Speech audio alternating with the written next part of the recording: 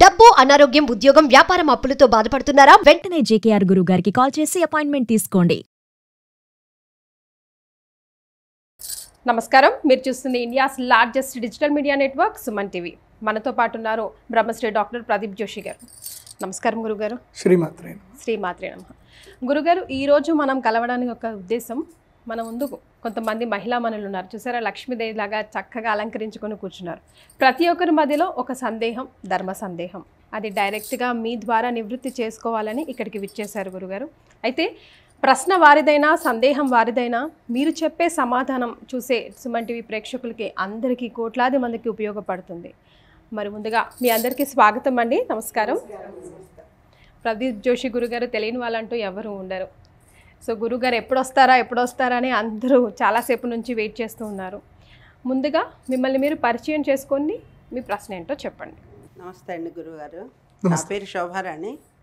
నేను మారేడుపల్లి నుంచి వచ్చానండి. నా సందేహం ఏమిటంటే, ఇది శ్రావణ మాసం. ఈ శ్రావణ మాసంలో వచ్చే రెండో వారం వచ్చేటువంటి వరలక్ష్మి వ్రతం ఎంతో శ్రేష్టమైనది, ఆడవాళ్ళకి ఎంతో పవిత్రమైనది. అందరూ ఆ రోజే వ్రతం చేసుకోవాలని ఎంతో అభిలాషిస్తారు. కానీ ఆడవాళ్ళం కాబట్టి అందరికీ అదే రోజు వీలు కాకపోవచ్చు, అదే వారమే. మరటువంటిప్పుడు మొదటి వారము, మిగిలిన 3-4 వారాల్లో వ్రతం చేసుకోవచ్చా? దానివల్ల ఏమన్నా దోషమా? ఎందుకంటే లక్ష్మీదేవి కళ్ళలో, చారుమతీదేవి కళ్ళలో కనిపించి స్వయంగా చెప్పిన మాట, పౌర్ణమి ముందు వచ్చేటువంటి శుక్రవారం చేసుకోమని సూచించారు లక్ష్మీదేవి. అందుకని అదే రోజే చేసుకోవాలని ఈ మధ్య మాట వినిపిస్తూ ఉంది. మరి ఏది ఎలా చేసుకుంటే మంచిది వీలు కాని పరిస్థితుల్లో? శ్రీ గురుభ్యో నమః. శ్రీమాత్రే నమః. వాస్తవంగా మనకి ఈ ఉత్తరాయణము, దక్షిణాయనం అని 2 ఆయనాలు ఉంటాయి. చాలామందికి ఏంటంటే అసలు శ్రావణ మాసమే ఎందుకు ఈ వ్రతాలు చేయాలని చాలామంది కూడా తెలియదు. ఎందుకు శ్రావణ మాసం? కాలం గురించి మనం అర్థం చేసుకుంటే మనకి ఇది అర్థమవుతుంది. 2వ వారమే ఎందుకు, అమ్మవారు ఎందుకు చెప్పింది ఆ వారం అనడానికి ఫస్ట్ మనం ఒక అర్థం చేసుకుందాం. ఉత్తరాయణం, దక్షిణాయనం ఇవి ఉంటాయని మీ అందరికీ తెలుసా? తెలుసు. ఉత్తరాయణం అంటే ఏమిటి అంటే కనుక ఆధాన కాలము అంటారు. అంటే ఉత్తరాయణ కాలంలో మనకి ఎండాకాలం విపరీతంగా ఉంటుంది. ఇప్పుడు జనవరి 14 నుంచి జూలై 14 వరకు మనకి పూర్తిగా ఎండాకాలం ఉంటుంది. అంటే దాన్ని ఆధాన కాలం అంటారు. అంటే సూర్యుడు మన నుంచి శక్తిని స్వీకరిస్తాడు. భూమి నుంచి శక్తిని మొత్తం కూడా స్వీకరించే సమయము ఆధాన కాలం అంటారు. ఓకే. ఆ తర్వాత దక్షిణాయన కాలాన్ని ఏమంటారు అంటే ప్రధాన కాలము అంటారు. అంటే ఇచ్చేటువంటి కాలం. తీసుకునే కాలం ఒకటి ఉంటుంది, ఇచ్చే కాలం ఒకటి ఉంటుంది. కానీ విచిత్రం చూడండి, తీసుకునే కాలంలో ఎక్కడ కూడా శూన్యమాసాలు లేవు. అంటే దేవుడు మనకి ఏదైనా శక్తి తీసుకుంటాడు అనుకోండి, శూన్యమాసాలు లేవు అక్కడ. అంటే ఎలాంటి పెళ్ళిళ్ళు, పనికిరాని మాసాలు ఏమి ఉండవు. ఎందుకోసం అంటే మనకి ఉత్తరాయణం స్టార్ట్ అయింది అనుకోండి, మాఘమాసము, పుష్యమాసంలో ఉత్తరాయణం స్టార్ట్ అవుతుంది. సో మాఘమాసము, తర్వాత పాల్గొన మాసము, తర్వాత చైత్రమాసము, వైశాఖ మాసము, జ్యేష్ఠ మాసం, ఈ 6 నెలలు పెళ్ళిళ్ళు కార్యక్రమాలు ఉంటాయా? ఉండయా? ఉంటాయి. ఈ 6 నెలలు పెళ్ళిళ్ళు కార్యక్రమాలు ఉంటాయి. మాఘమాసంలో పెళ్ళిళ్ళు చేయొచ్చు, తర్వాత పాల్గొన మాసంలో పెళ్ళిళ్ళు చేయొచ్చు, చైత్ర మాసంలో కొంతమంది చేస్తారు, కొంతమంది చేయరు. కానీ చైత్రమాసం కూడా పనికి వస్తుంది. వైశాఖంలో పెళ్ళిళ్ళు చేస్తారు, జ్యేష్ఠంలో పెళ్లి చేస్తారు. సో మళ్ళీ ఆషాఢంలో ఒక 15 రోజులు వస్తాయి, అప్పుడు చేయరు. అంటే ఉత్తరాయణ కాలంలో, అంటే దైవం మనల్ని స్వీకరించే టైంలో మనం ఎన్నైనా శుభకార్యాలు మనం చేయొచ్చు. అప్పుడు ఆ శక్తిని ఎవరు తీసుకుంటారు అంటే దైవం తీసేసుకుంటుంది. అంటే మన పూర్వజన్మ కర్మలన్నింటినీ కూడా వాటి కర్మఫలం అంతా నశించాలి అని అంటే ఉత్తరాయణం. ఇహ జన్మలో మనకు సుఖం రావాలి అంటే ఏంటి? ప్రధాన కాలం. అంటే మనకి సూర్యుడు వర్షం రూపంలో మనకి ఏం చేస్తాడు? చక్కగా ఆయుర్వేద గుణాలు కానీ నీటిని ఇస్తాడు. ఇది మన కంటికి కనబడడానికి. కానీ ఈ యొక్క కాస్మిక్ ఎనర్జీలో ఏం జరుగుతుంది అని అంటే, ఆషాఢ మాసం శూన్యమాసం అయిపోతుంది, నెక్స్ట్ మనకి ఏం స్టార్ట్ అవుతుంది? శ్రావణ మాసం. అంటే మనకి యూనివర్స్ నుంచి శ్రీ మహావిష్ణువు, ఆ మహాలక్ష్మీదేవి మనకి ఎనర్జీ ఇస్తుంది. ఆ ఎనర్జీ ఇచ్చే టైమే శ్రావణ మాసం. అందుకోసమే తరతరాలుగా మన వాళ్ళు శ్రావణ మాసం వ్రతాలు చేస్తూ ఉన్నారు. అందుకోసం దక్షిణాయనంలో 3 నెలలు చాలా కీలకం. శ్రావణ మాసం, ఆశ్వయుజ మాసం, కార్తీక మాసం, ఈ 3 నెలలు మనము వ్రతాలు, పూజలు అన్నీ చేస్తాం. కార్తీక మాసం వ్రతం చేస్తాం, ఆశ్వయుజ మాసంలో దేవీ నవరాత్రులు చేస్తాం. ఇవన్నీ ఎందుకోసం అంటే ఇహలోక సుఖం గురించి.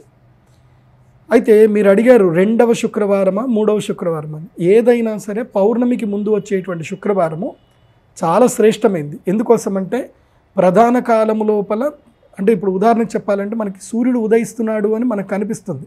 ఎప్పుడు 5:30కి లేచామనుకోండి, వెలుగు ఉంటుందా ఉండదా? కాస్త వెలుగు ఉంటుంది, కానీ సూర్యుడు కనపడు. కానీ 6:30కి చూస్తే వెలుగు వచ్చేస్తుంది, సూర్యుడు కనిపిస్తాడు. అలాగే ఉత్తరాయణం దక్షిణాయనం ప్రారంభమవుతుంది ఆషాఢ మాసంలో, అంటే మనకి ఎర్లీ మార్నింగ్ 5:30 అయినట్టు. సో శ్రావణ మాసంలో శుక్రవారం అంటే సూర్యోదయం అయినట్టు, అంటే మన పితృదేవతలకి సూర్యోదయం అవుతుందన్నమాట ఆ టైంకి. సో అందుకోసమని అది లక్ష్మీదేవి పూర్తిగా అనుగ్రహాన్ని ఇచ్చేటువంటి సమయం, సంధ్యా సమయం. అంటే యూనివర్సల్లో ఒక సంధ్యా సమయం, అంటే సంవత్సరానికి కనుక తీసుకుంటే సంవత్సరానికి కూడా సంధ్యా సమయం ఉంటుంది. మనకెట్లాగైతే కనుక సూర్యోదయ సూర్యాస్తమాలు 24 గంటలకు ఉంటాయో, అట్లాగే చంద్రుడి మీద మనము కనుక ఉంటే కనుక చంద్రమండలం మీద ఉంటే 15 రోజులకు ఒకసారి మాత్రమే సూర్యుడు కనిపిస్తాడు, 15 రోజులు సూర్యుడు కనబడ్డు. అందుకోసమే చంద్రయాన్ ఎప్పుడు దించారు? 23వ తారీఖు అష్టమి రోజున దించారు. అది ఏ అష్టమి? శుక్లపక్ష అష్టమి. అంటే అక్కడ సూర్యోదయం అవుతుంది, అక్కడ చంద్రుడి మీద సూర్యోదయం అవుతుంది. అలాగే ఈ శ్రావణ శుక్రవారము ఏది పౌర్ణమి ముందు వచ్చే శుక్రవారంలో ఏంటంటే ఈ యూనివర్సల్లో ఒక కాస్మిక్ ఎనర్జీ అనేది మన మీదకి వస్తుంది.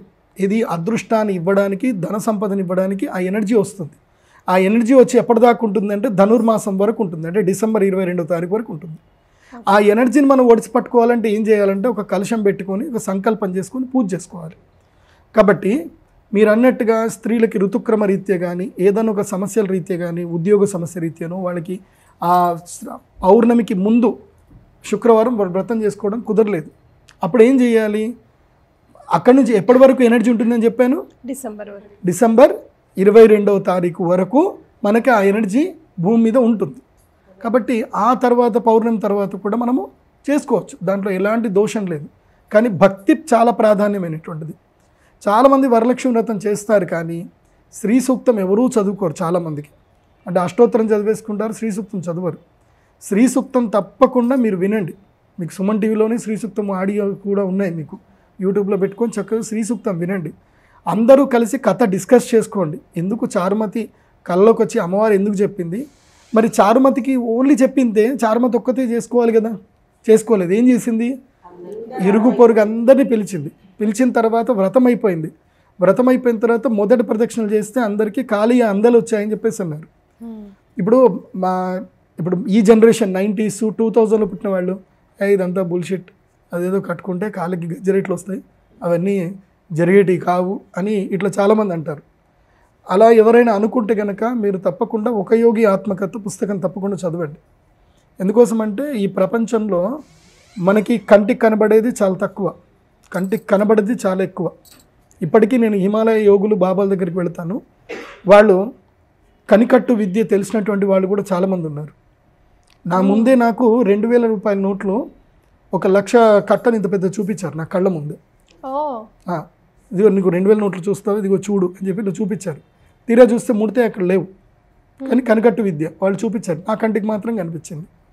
అట్లాగే గాల్లో నుంచి కూడా రత్నాభరణాలు తీసిచ్చారు. ఇప్పుడు పుట్టపర్తి సత్యసాయిబాబా గారిని తీసుకుందాం, వారి గురించి చాలామంది చెడు ప్రచారాలు చేశారు. నేను చిన్న ఉన్నప్పుడు వారి గురించి చెడు ప్రచారాలు చేసినప్పుడు నమ్మలే, నిజంగానే వీళ్ళు చెప్పింది కరెక్టే, ఏదో దొంగ బాబాలు అని నేను అనుకున్నా. నేను ఏదైతే యూనివర్సల్కి క్వశ్చన్ ఇచ్చానో నాకు పుట్టపర్తి సత్యసాయిబాబా గారు నాకు ఆ సమాధానం పంపించారు నా దగ్గరికి ఒక వ్యక్తి వచ్చారు.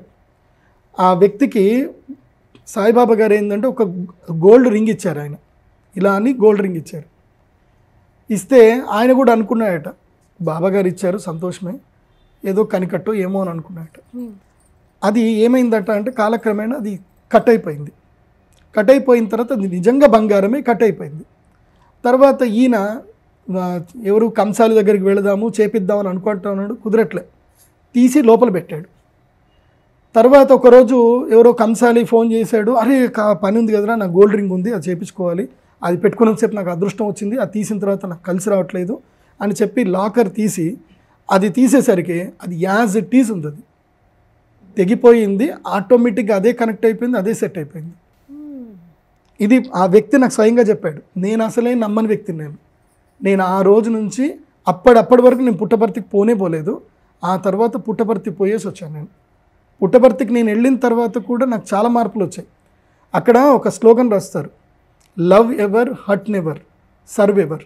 అంటే అందరినీ ప్రేమించండి, ఎవరిని ద్వేషించకండి, సేవ చేస్తూ ఉండండి. ఈ 3 మాటలు నా జీవితాన్ని కూడా మార్చేసాయి.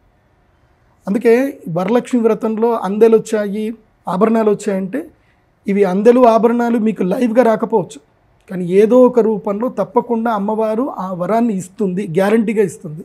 ఇలాంటి మిరాకిల్స్ నా లైఫ్లో చాలా జరిగాయి, ఎంతోమంది విషయంలో జరిగాయి. అదొక్క మీకు ఉదాహరణ చెప్పాను. కాబట్టి వరలక్ష్మి వ్రతము అందరూ తప్పకుండా చేయండి. మీరు ఒక్కళ్ళే చేసుకోవద్దు, ఇలా ముత్తైదులందరినీ పిలిచి కలిసికట్టుగా చేసుకోండి, బాగుంటుంది. రైట్ గురుగారు, వరలక్ష్మి వ్రతం టాపిక్ వచ్చింది కాబట్టి మొన్న ఈ మధ్య నేను జయక్క ఇద్దరం కలిసి శ్రీవాణి గారి ఇంటికి వెళ్ళాం గురుగారు. అక్కడ ఒక 2 నిమిషాల పాటు మాకు డిస్కషన్.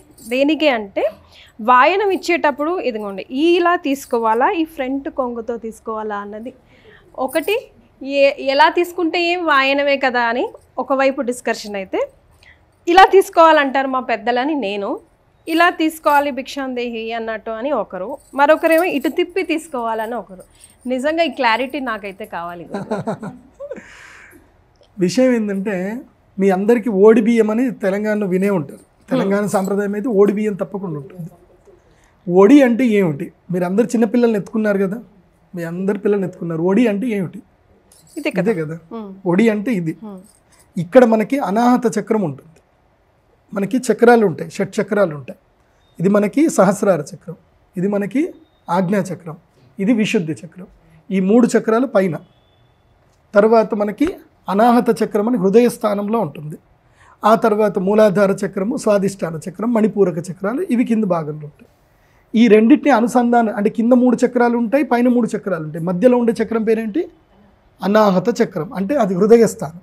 శరీరానికి మొత్తం కూడా బ్లడ్ సర్క్యులేషన్ ఎక్కడి నుంచి జరుగుతుంది? ఇక్కడ నుంచే కదా, అనాహత చక్రం నుంచే కదా బ్లడ్ సర్క్యులేషన్ నుంచి. సో దీని యొక్క ఉద్దేశం ఏమిటి అంటే ఒడి పట్టి తీసుకోవడం. అంటే అనాహత చక్రానికి, మణిపూరక చక్రానికి అంటే పంచండి, మీరు కూడా అనుభవించండి. ఒడి అంటే ఏంది? ఇక్కడ ఉంటుంది. నాభి చక్రానికి, అనాహత చక్రానికి మధ్యలో ఉండేది ఒడి. సో మన ఒళ్ళో పాపను ఎత్తుకున్నామంటే ఏంటి? ఇదే కదా. సో ఒడి నింపడము, వాయనం ఇవ్వడం అంటే ఏంటి? ఒడి నింపడం. అంటే వాళ్ళు అనుభవించాలని చెప్పి, వాళ్ళు ప్రతి ఒక్కరికి పంచే శక్తి వాళ్ళకి రావాలని చెప్పి, మీరు వాళ్ళకి చీరలో లేకపోతే బియ్యము, మీకు తోచిన ఏవైతే సౌభాగ్య వస్తువులు మీరు వాళ్ళకి ఇస్తారు. కాబట్టి ఒడి నింపాలి కానీ కొంగు నింపకూడదు. ఇది కొంగు, ఇది దులుపుతే పోయేది. సో కొంగు కాదు. కొంగు అంటే ఇది చిట్ట చివరిలో ఉండేది. కాబట్టి కొంగులో తీసుకోకూడదు, ఒడిలోనే తీసుకోవాలి. అందుకోసమే లేకపోతే ఏం చేస్తారు అంటే, ఇప్పుడు ఓడి బియ్యం పోసేటప్పుడు పెళ్ళిళ్ళ దగ్గర ఏం చేస్తామంటే మేము వాళ్ళకి, మీరు ఇందాక అన్నారు కదా ఇలా చుట్టు తీసుకోవాలని మీరు అన్నారు కదా, అప్పుడు ఏం చేస్తారంటే ఇంత 5 కిలోల బియ్యం వేస్తారు. ఎక్కడ పడుతుంది? ఒడి పట్టదు కదా ఒడి బియ్యం పోసేటప్పుడు. అప్పుడు ఏం చేస్తారంటే ఒక ప్రత్యేకంగా ఒక చీర తిప్పుతారు, ఆ చీరని చుట్టినట్టుగా దానికి ఎక్స్ట్రా చీర చుట్టి అప్పుడు ఇక్కడ పట్టుకుంటారు. అప్పుడు కూడా మధ్య క్లాతే తీసుకోవాలి తప్ప మళ్ళీ చివరి క్లాత్ తీసుకోకూడదు, పళ్ళు తీసుకోకూడదు, మధ్యలోనే తీసుకోవాలి. దానితోటి ఒడి నింపడం వల్ల ఏంటంటే, ఒడి బియ్యం ఎందుకు పోస్తారు, వాయినాలు ఎందుకు ఇస్తారు అంటే, 10 మందికి నువ్వు అన్నం పెట్టమ్మా, నువ్వు అన్నపూర్ణ అయ్యి నువ్వు అందరికి అన్నం పెట్టాలి. గృహస్థాశ్రమం నియమం ఏంటంటే కనుక ప్రతి ఒక్క స్త్రీ, ప్రతి ఇల్లాలు, ఇంటికి ఎవరు వచ్చినా సరే వాళ్ళకి కడుపు నిండి అన్నం పెట్టి పంపించాలి. అది చుట్టాలైనా శత్రువైనా ఎవరైనా సరే అన్నం పెట్టి పంపించాలి. సో కాబట్టి అమ్మ ఎవరికైనా అన్నం పెట్టమ్మా, నువ్వు అన్నపూర్ణ అవ్వమ్మా అని చెప్పేసి తల్లిగారు వాళ్ళు పిలిచి ఒడి బియ్యం పెడతారు. అట్లాగే మీరు వ్రతాలకు వెళ్ళినప్పుడు మీ అందరికీ ఒడి నింపి పంపిస్తారు. అంటే అనుభవించు, అందరికీ పంచు అనేది చెప్పడమే సనాతన ధర్మం యొక్క ముఖ్య ఉద్దేశం వాయనం ఇవ్వడం అంటే. రైట్. Got it? ఎస్, 100% గురుగారు.